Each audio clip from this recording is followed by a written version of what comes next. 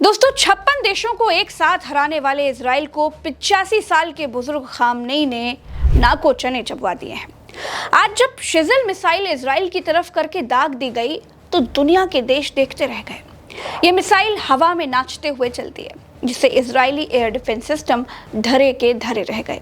ये missile Iran से सिर्फ 7 मिनट में इजराइल पहुंच जाती है, 2000 किलोमीटर पर मार कर सकती है। इससे पहले सुपरसोनिक मिसाइल फतेह 1 से इजराइल के हाइफा, तेल अवीव, पेशेरबार, मदगढ़, होलोन जैसे शहरों की बिल्डिंग एक खंडहर में बदल गई थी। जिस इजरायली एयर डिफेंस सिस्टम की तारीफ दुनिया करते नहीं थकती है, खामनेई के मिसाइलों के आगे वो थके हुए निकले। दोस्तों, ईरान ने अपनी रणनीति बदलते हुए जैसे को तैसा वाली रणनीति अब अपना ली है। इजराइल ईरान के रिहायशी इलाकों में बम बरसा रहा था। अब ईरान ने भी इजराइल के रिहायशी इलाकों पर मिसाइलें दागनी शुरू कर दी हैं। सोरोका मेडिकल कॉलेज को निशाना बनाया गया। हालांकि ईरान इससे इनकार कर रहा है कि वो रिहायशी इलाकों को निशाना नहीं बना रहा, लेकिन हॉस्पिटल पर मिसाइल गिरी है, ये भी सच है। हमले के बाद इजराइल के रक्षा मंत्री इसराइल काट्ज ने कहा कि ईरान के सुप्रीम लीडर खामनेई को जिंदा नहीं छोड़ेंगे। तो ईरान की गलती सिर्फ इतनी है कि ईरान खुद को पावरफुल बनाना चाहता है, ईरान परमाणु हथियार बनाना चाहता है। अगर वो ऐसा चाहता है तो इससे इजराइल के पेट में दर्द क्यों है? क्योंकि इजराइल तो परमाणु अप्रसार संधि वाले देशों का हिस्सा है ही नहीं।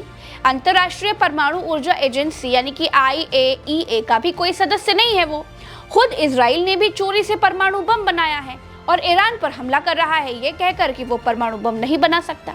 ईरान ने ठान लिया है कि इस बार इजराइल के होश ठिकाने लाने पड़ेंगे। अब हालात दोस्तों ऐसे हो गए हैं कि इजराइल को बचाने के लिए अब अमेरिका को आना ही पड़ेगा। ईरान को संभाल पाना इजराइल के बस की बात नहीं है। समय बदल चुका है और अब ईरान भी बदल चुका है। दोस्तों, इजराइल खुद को पावरफुल दिखाने के लिए ऊल जुलूल बयानबाजी करता रहता है, लेकिन ईरान के युद्ध के समय नेतन्याहू और उनकी पूरी टीम इतनी हताश है कि खामनेई की हत्या करने की बातें कर रहे हैं। नेतन्याहू ने खुद कहा कि ये युद्ध बिना खामनेई के हत्या के बिना बंद नहीं होगा। ट्रंप ने भी कहा कि हमें मालूम है कि खामनेई कहां छिपे हैं, हम सब जानते हैं, लेकिन हम खामनेई की हत्या अभी करेंगे नहीं। इसके बाद ईरान की गार्जियन काउंसिल, जो कि विद्वानों का संगठन है, जिसने कहा है कि अमेरिकी राष्ट्रपति मूर्ख हैं, वो ईरानी राष्ट्र के आत्मसमर्पण की कामना करते हुए निराश होकर मर जाएंगे, लेकिन ऐसा कभी नहीं होगा।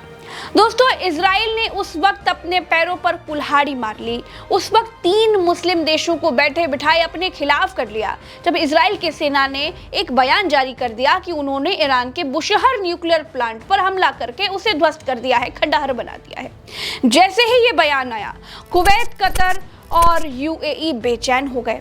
इन देशों को भी इजराइल के भीतर अब अपना दुश्मन नंबर 1 दिखाई देने लगा। दरअसल दोस्तों, हुआ ये कि इजराइल ने दावा किया कि नोताज, इस्फहान, अरक रिएक्टर बुशहर पर हमला करके तबाह कर दिए गए हैं। इन न्यूक्लियर प्लांट को नक्शे में देखिए जरा, तीनों अलग अलग जगहों पर हैं, तीनों से बिजली बनाई जाती है। इजराइल को लगा कि दुनिया इसको ऐसे देखेगी कि मार इजराइल बहुत पावरफुल देश है, बहुत बड़ा मारते खां टाइप का देश है। लेकिन बाद में इजराइल को माफी मांगनी पड़ गई, क्योंकि Bushehr power plant Arabian Gulf की खाड़ी के किनारे पड़ता है। इस न्यूक्लियर प्लांट को रूस ने बनवाया था, इससे ईरान के लिए बिजली बनाई जाती है। इस न्यूक्लियर प्लांट को चलाने के लिए यूरेनियम रूस देता है।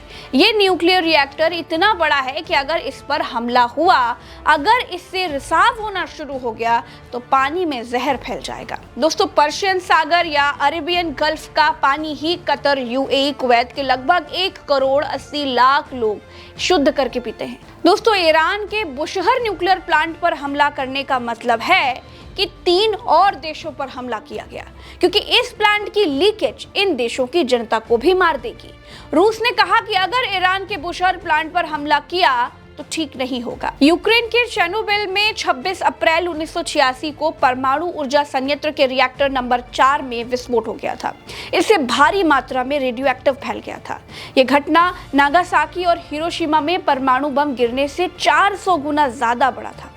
लाखों लोग विस्थापित किए गए थे। इजरायली सैन्य अधिकारी ने कहा कि एक सैन्य प्रवक्ता द्वारा दिन में पहले ये कहना एक गलती थी कि इजराइल ने ईरान में बुशहर परमाणु स्तर पर हमला कर दिया है।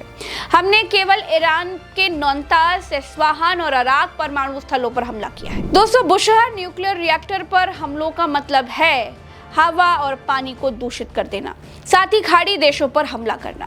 कतर के प्रधानमंत्री ने चेतावनी दी है कि ईरान की परमाणु सुविधाओं पर हमला खाड़ी के पानी को पूरी तरह से दूषित कर देगा और कतर, यूएई और कुवैत में जीवन को खतरे में डाल देगा। शेख मोहम्मद बिन अब्दुल रहमान अल थानी ने चेतावनी दी है दोस्तों कि ईरान के परमाणु स्थलों पर हमला होने से खाड़ी में पानी नहीं रहेगा, मछली नहीं रहेगी, कुछ भी नहीं बचेगा, जीवन तक नहीं बचेगा। दोस्तों, इजराइल को अब तक ये समझ में आ गया था कि उससे बहुत बड़ी गलती हो गई है। उसने अपने ही पैरों पर कुल्हाड़ी मार ली है। उसने अनजाने में दूसरे मुस्लिम देशों को चुनौती दे दी है और इस चुनौती पर इजराइल टिक नहीं पाएगा, इसे झेल नहीं पाएगा, क्योंकि वो पहले से ही ईरान को नहीं झेल पा रहा है और जल्द से जल्द अमेरिका को युद्ध में आने की विनती कर रहा है। तो दोस्तों, फिलहाल के लिए इतना ही। देखते रहिए क्या कुछ हो रहा है। ईरान इजराइल वॉर पर हम लगातार तमाम अपडेट्स आपको देते रहते हैं, तमाम डेवलपमेंट्स आपको बताते रहते हैं। सही और सच्ची खबरों के लिए आपके अपने चैनल को सब्सक्राइब करिए, वीडियो को शेयर कीजिएगा। नमस्कार।